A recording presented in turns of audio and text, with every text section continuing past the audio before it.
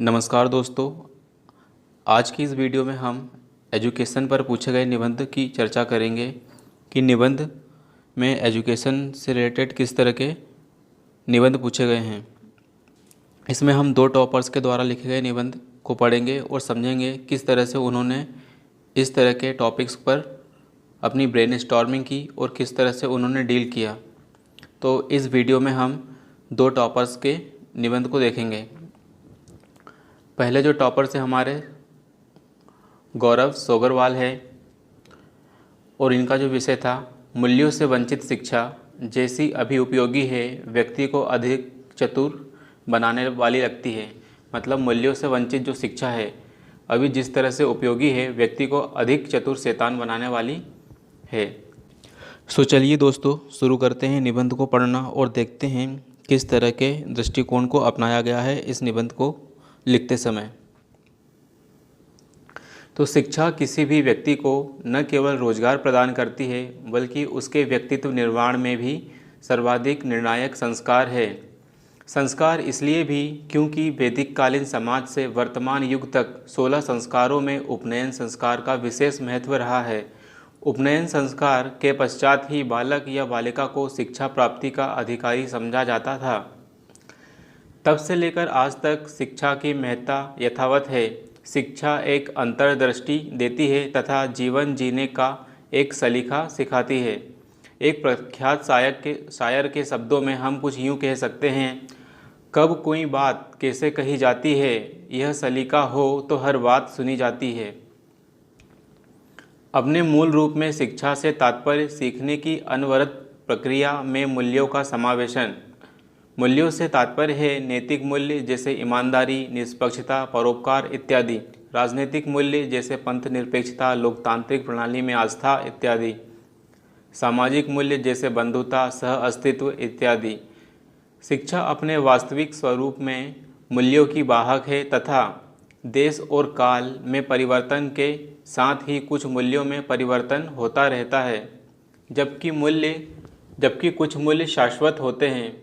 यदि संक्षेप में कहें तो मूल्य सदैव सामाजिक सामंजस्य, सहयोग तथा सकारात्मक व रचनात्मक परिवर्तन को न केवल प्रेरित करते हैं बल्कि उनके वाहक भी होते हैं। इस प्रकार देखें तो मूल्यहीन शिक्षा रचनात्मक परिवर्तनों तथा सहयोग और सामंजस्य से अछूती रहेगी एवं समाज की गतिशीलता को बाधित करेगी। जैसा कि प्रख्यात विद्वान मिशेल फूको ने उचित ही कहा है, वर्तमान समय में सत्ता ज्ञान अर्थात शिक्षा के रथ पर सवार होकर आती है। इस प्रकार मूल्यहीन शिक्षा सत्ता के स्वरूप को ही गतिहीन बना देती है। वास्तव में मानव जीवन को उन्नत बनाने वाले साधनों में आदिम काल से ही शिक्षा का सर्वाधिक योगदान रहा है। यदि शिक्षा सकारात्मक होगी तो समाज तथा विश्व के लिए हितकारी होगी और यदि शिक्षा नकारात्मक मूल्यों से संप्रवृत्त होगी तो समाज तथा विश्व के लिए परमाणु बम से भी अधिक हानिकारक होगी। कबीरदास जी ने भी कहा है, बड़ा हुआ तो क्या हुआ जैसे पेड़ खजूर, पंछी को छाया नहीं फल लागे अति दूर। अर्थात मूल्यहीन शिक्षा खजूर के उस वृक्ष की भांति है जो सिर्फ नाम मात्र का ही वृक्ष है, न ही राहगीर को छाया प्रदान कर सकता है और न ही पशु पक्षियों को फल प्रदान करके उनकी भूख मिटा सकता है। हम ओसामा बिन लादेन तथा महात्मा गांधी का उदाहरण लेकर देख सकते हैं। ओसामा ने रसायन विज्ञान में उच्च शिक्षा प्राप्त की तथा मूल्यों को आत्मसात नहीं किया और वह संपूर्ण विश्व में मानवता के सबसे बड़े हत्यारे के रूप में कुख्यात रहा। वही महात्मा गांधी जी ने लंदन से वकालत की शिक्षा प्राप्त की तथा सकारात्मक मूल्यों को ग्रहण किया तथा उन्होंने मानवता की सेवा में अपना सारा जीवन समर्पित कर दिया और उन्हीं के प्रयासों से भारत सहित विश्व के अन्य देशों से साम्राज्यवाद, नस्लवाद को मुंह की खानी पड़ी। यदि वर्तमान परिदृश्य को देखें तो 1991 के बाद वैश्वीकरण के पश्चात शिक्षा के स्वरूप में अत्यधिक परिवर्तन आया है। वर्तमान में शिक्षा की उपयोगिता मात्र रोजगार प्रदान करने वाले साधन तक ही सीमित समझी जाने लगी है और मूल्यहीन शिक्षा ने वास्तविक मानव के स्थान पर आर्थिक मानव का निर्माण करना आरंभ किया है। यह वही दौर था जब विदेशी कंपनियों ने भारत का रुख किया तथा भारत में प्रत्यक्ष विदेशी निवेश का अंतर्वाह inflow of foreign direct investment का बढ़ना आरंभ हुआ। भारत के आईटी, प्रबंधन, बीपीओ, टूरिज्म सहित सेवा क्षेत्र में रोजगार की अभूतपूर्व वृद्धि देखी गई तथा देश के नवयुवकों का रुझान तेजी से सेवा क्षेत्र हेतु उपयोगी शिक्षा की तरफ बढ़ा। शिक्षा क्षेत्र में यह क्रांति की अवस्था थी तथा शिक्षा से मूल्यों के शीघ्रता से तिरोहित हो जाने का भी यही से दौर शुरू हुआ। मतलब जब से सेवा क्षेत्र आया तभी से हमारी जो मूल्यों में गिरावट आनी शुरू हुई। वह बदस्तूर आज भी जारी है। एक प्रख्यात शायर ने कुछ यूँ कहा है, घरों पर नाम थे, नामों के साथ ओहदे थे, बहुत तलाश किया मगर कोई आदमी ना मिला।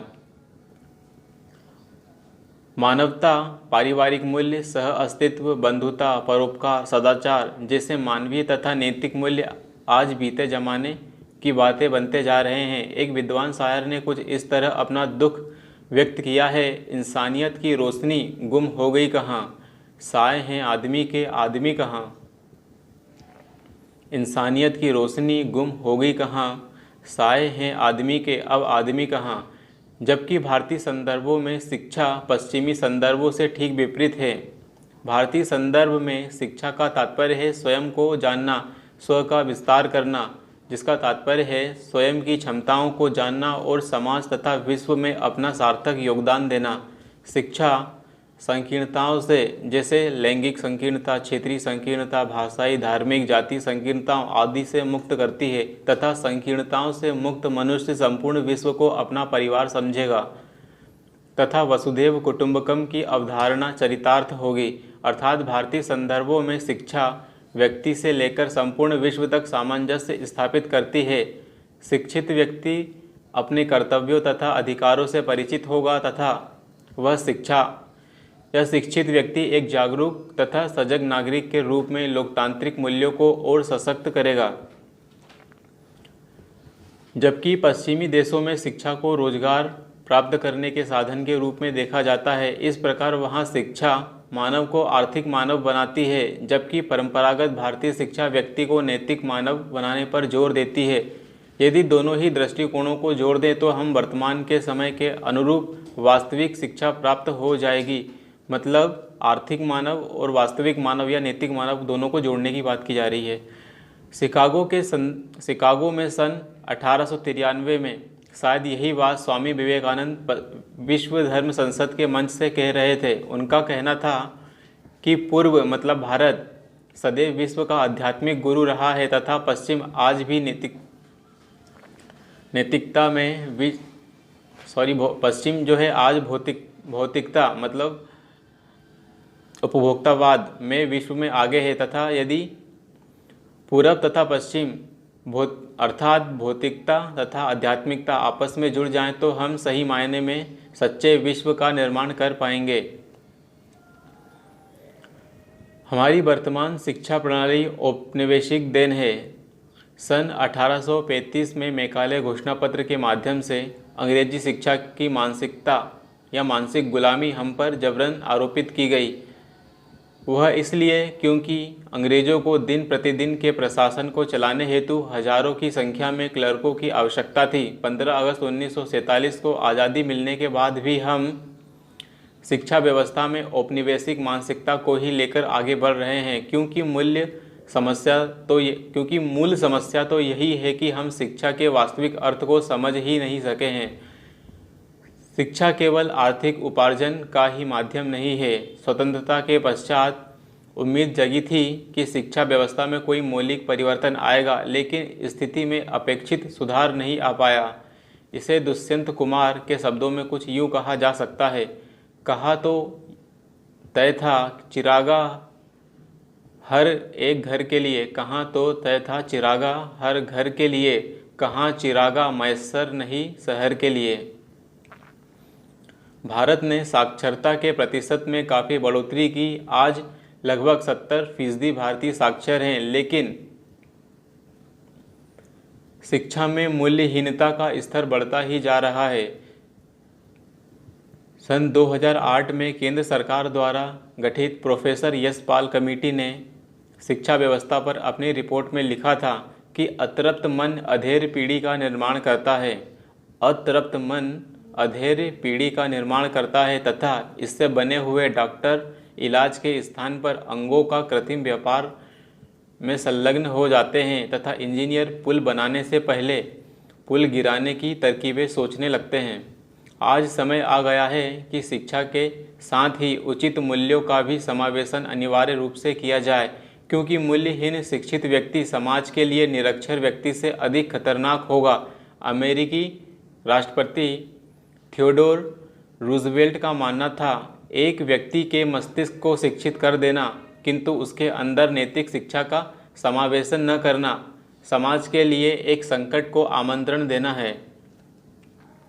वास्तविक अर्थों में मूल्य ही वह तत्व है जो मानव तथा मशीनों में भेद करता है तथा मूल्यहीन शिक्षित व्यक्ति उस मशीन के समान है जिसमें कार्यकुशलता तो है परंतु मानवीय गुण जैसे दया, संवेदना, परोपकारिता आदि अनुपस्थित है। ऐसे गुणों से रहित मानव प्रशिक्षित अर्थात चतुर है, लेकिन मानवीय गुणों से रिक्त होने के कारण शैतान भी है। एक शब्द में कहें तो चतुर शैतान। अतः मूल्यों से युक्त शिक्षा व्यवस्था के प्रसार की आवश्यकता है ताकि विश्व पुनः वसुधैव कुटुंबकम की भावना के साथ मनुष्य को रहने के योग्य सर्वोत्तम स्थान बन सके, न कि शैतानों के। अतः हम कह सकते हैं कि मूल्यों से वंचित यदि शिक्षा होगी तो वह चतुर मानवों का निर्माण करेगी। उदाहरण के रूप में हम विजय माल्या, मेहुल चोकसी, पीएमसी घोटाला, नीरव मोदी आदि का उदाहरण देकर इसे और ज़्यादा बेहतर बता सकते हैं। दोस्तों, अब जिस निबंध पर हम चर्चा करने जा रहे हैं वह रवि कुमार सिहाग के द्वारा लिखा गया निबंध है। दोस्तों, हम सब रवि कुमार सिहाग को अच्छे से जानते हैं जो IPS से IAS बने हैं। इनका जो विषय है, शिक्षा सभ्य होना सिखाती है, साक्षरता रोजगार दिलाती है। तो चलिए शुरू करते हैं हम इस निबंध को पढ़ना और देखते हैं किस तरह इस निबंध को अप्रोच किया गया है और किस तरह से इसमें सभी आयामों को शामिल करने का प्रयास किया गया है। So let's start reading. कामयाब नहीं, काबिल होने के लिए पढ़ो, कामयाबी झक मारकर पीछे आएगी। बहुत शानदार उदाहरण से स्टार्ट किए।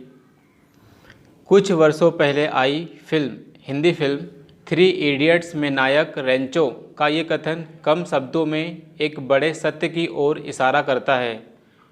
फिल्म में जहां नायक शिक्षा के द्वारा संकल्पनाओं को समझकर अपने चारित्रिक बौद्धिक स्तर को उठाने का प्रयत्न करता है, वहीं अन्य सभी विद्यार्थी रट्टा मारकर कॉलेज में प्लेसमेंट के द्वारा एक नौकरी पा लेने को ही शिक्षा का वास्तविक उद्देश्य समझते हैं। आज की गलाकाट प्रतिस्पर्धा, आज का जो गलाकाट प्रतिस्पर्धा के युग में शिक्षा को केवल आंकड़े याद कर कुछ सवालों को हल कर केवल रोजगार प्राप्ति के साधन के रूप में देखा जा रहा है। यह भारी विडंबना ही है कि शिक्षा के मूल गुणात्मक अर्थ को भुलाकर केवल मात्रात्मक अर्थ साक्षरता पर ही ध्यान केंद्रित किया जा रहा है। उपर्युक्त चर्चा में और गहराई लाने से पहले हमें शिक्षा और साक्षरता में मूल अंतर को पहचानना होगा। जहां शिक्षा एक वृहत संकल्पना को निरूपित करती है, वहीं साक्षरता केवल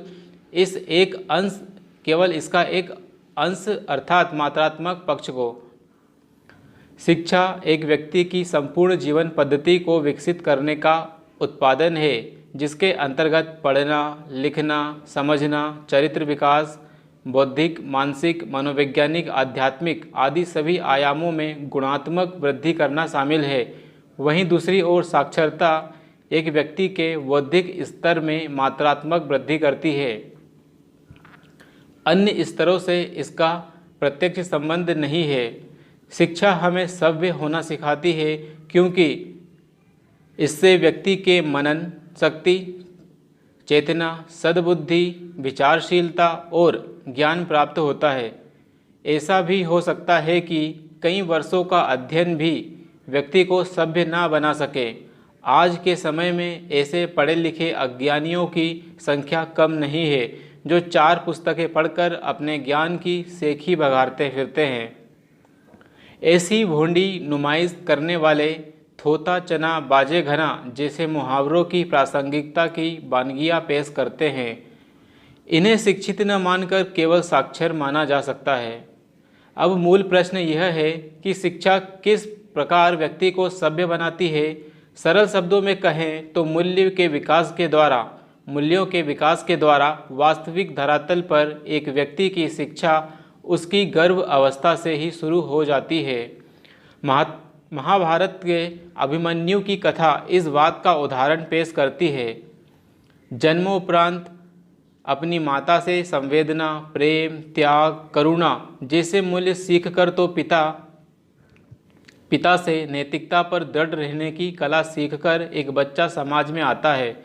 अब्राहम लिंकन और महात्मा गांधी जैसे महापुरुषों ने अपने चरित्र के विकास में माता की अहम भूमिका का जिक्र किया है।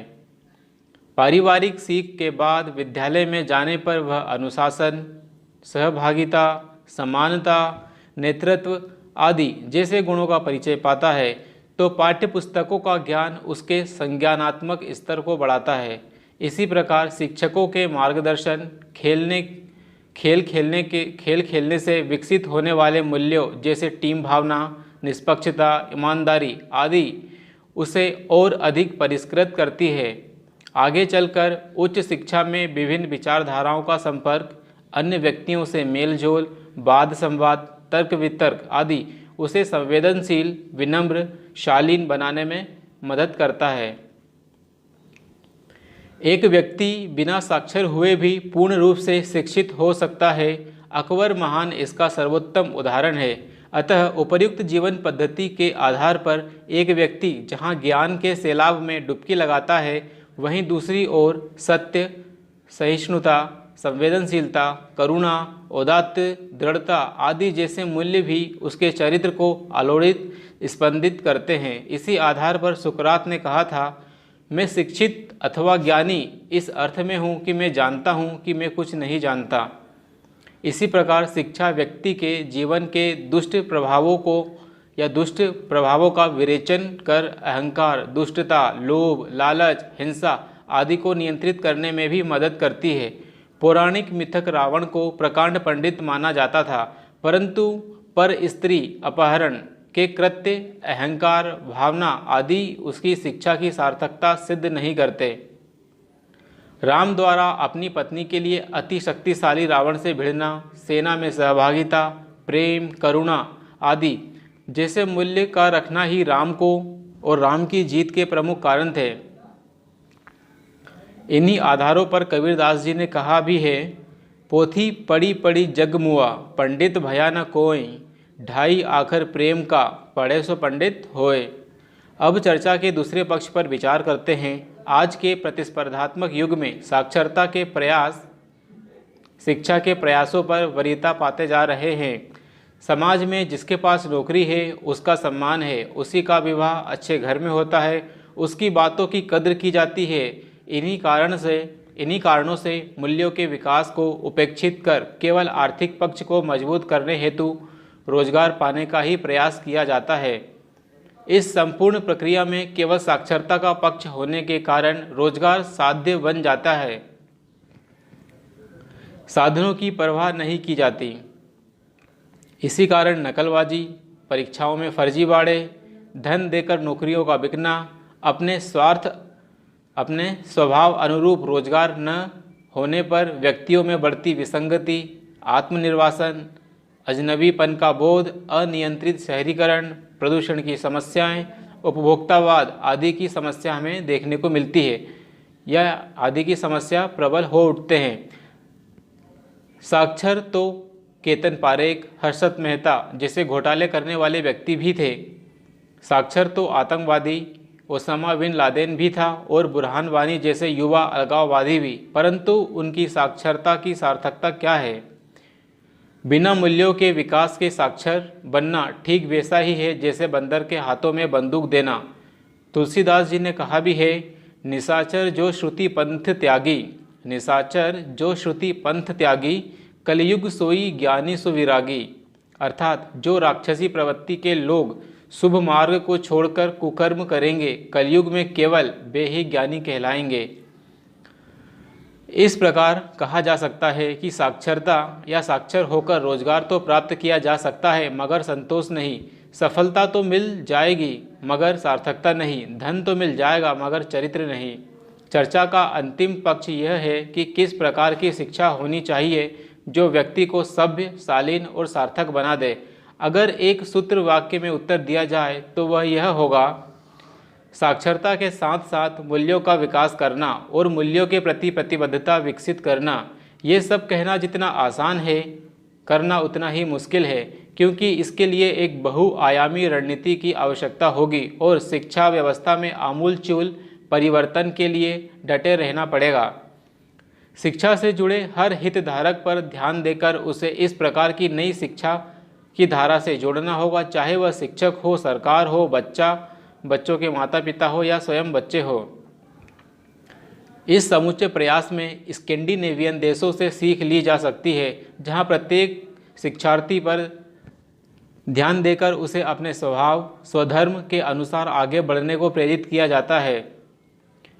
इन सभी प्रयासों से ही हम देश में आगामी कुछ वर्षों में सचमुच ऐसी फौज खड़ी कर पाएंगे जो केवल साक्षर न होकर शिक्षित होगी, सभ्य होगी, शालीन होगी।